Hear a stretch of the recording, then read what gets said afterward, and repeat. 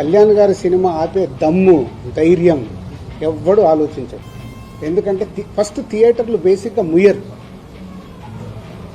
ఈ రోజు వరకు థియేటర్లు ముయ్యడం అనేది నా 30 ఏళ్ళ సర్వీస్లో నేను షూటింగ్లు ఆపుకున్నాం.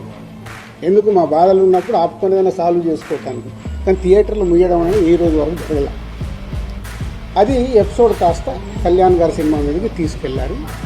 గవర్నమెంట్స్ కూడా అలాంటిదే కమ్యూనికేట్ చేశారు మధ్యలో. సో ఎవరు అడ్వాంటేజ్లు ఏమున్నాయో ఇక్కడ తెలియదు. అడ్వాంటేజ్లు ఉన్న వాళ్ళు భయంతోనో భక్తితోనో కమ్యూనికేషన్ రాంగ్గా కమ్యూనికేట్ అయింది. సో అప్పుడు దుర్గేష్ గారు మినిస్టర్ నాతో మాట్లాడడం జరిగింది. ఆ రోజు కూడా నేను చెప్పాను, సార్ థియేటర్లు ముయ్యరు, అది జరిగింది. జాయింట్ మీటింగ్ ఉంది, ఈ జాయింట్ మీటింగ్లో క్లారిటీ వచ్చేస్తుంది.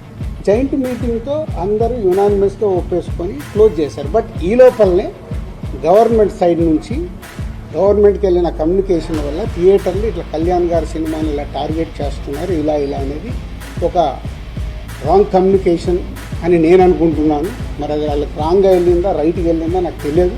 But my point of view wrong కమ్యూనికేషన్తో కళ్యాణ్ గారి సినిమా మీదకి తీసుకెళ్ళారు.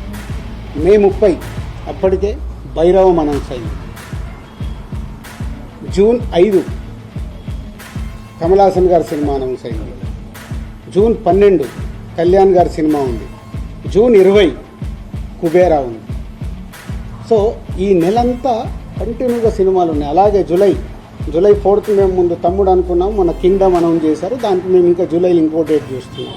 ఇలా జూన్, జూలై, ఆగస్ట్, సెప్టెంబర్ కంటిన్యూగా సినిమాల ఫ్లో ఉంది.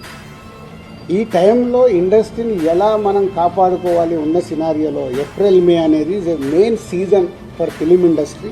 టోటల్ మనందరికీ తెలుసు ఏప్రిల్, మే టోటల్ థియేటర్లు మూతపడ్డాయి.